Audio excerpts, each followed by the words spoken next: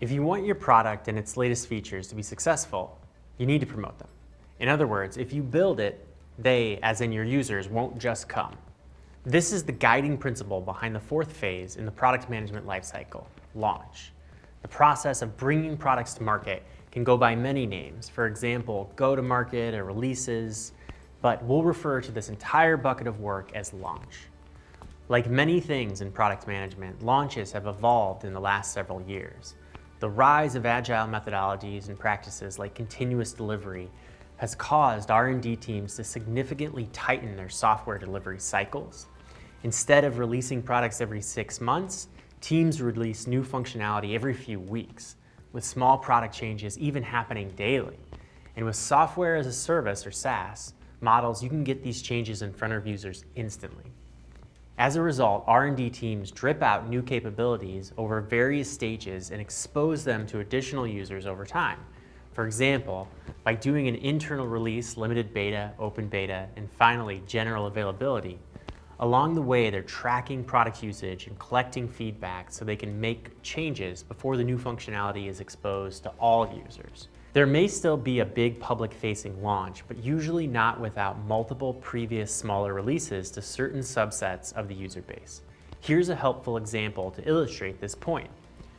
Synapsys, a company that provides security software for business-critical applications, offers an example of needing to adapt quickly during the launch process.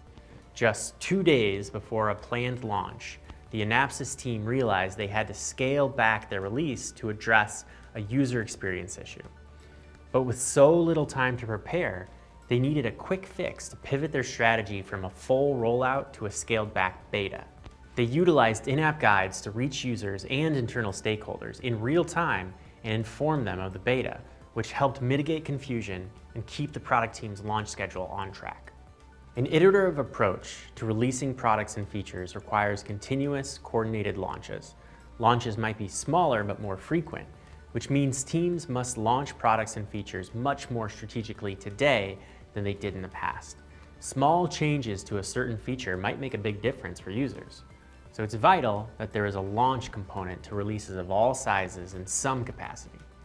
Product managers play a large role here and also work closely with marketing, specifically product marketing, to ensure current users know about and understand the value of new functionality. For example, you might bundle together small releases into a larger launch to best reach and impact your audience. Here's some questions you'll likely consider for the launch phase. How can I make sure users know about and are driven to try a new feature? How do I ensure readiness internally across the company?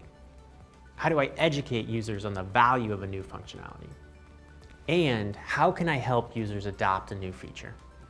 While there's no one-size-fits-all way to announce new features, there are 3 considerations that can help shape your strategy. The first consideration is the size of the release.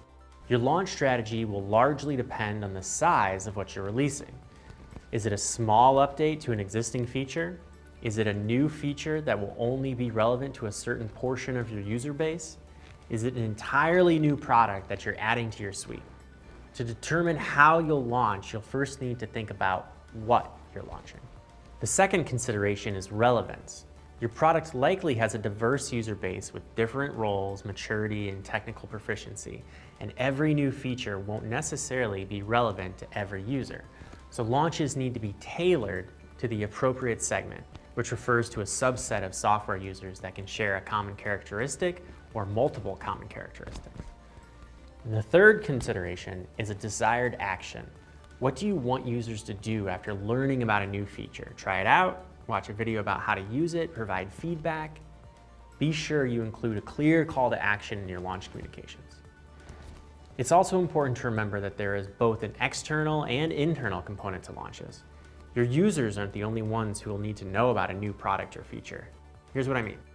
Externally, you of course want your current users to be in the loop. But for larger releases, you might also want to influence the larger market in your space. For example, by winning new market share, reshaping how the world sees your company, or just driving a ton of interest in the launch. This requires a coordinated go-to-market campaign driven by sales and marketing. You might include the launch in tactics like content marketing, social media, an announcement at your user conference, PR, demand generation campaigns, sales enablement, and much, much more. Internally, you'll also want to work with marketing to ensure customer and prospect-facing teams like sales, customer success, and support are educated on what you're releasing and equipped to explain new functionality or answer any questions from the field. If your company has a product operations person on your team, they will likely be leading the charge in this front. In the end, almost every product or feature launch means that you as a product manager will have some teaching to do. Users need education on the underlying problem and how your product or feature solves it. They also need to know why it's better than the old way, what value it brings, and how it actually works.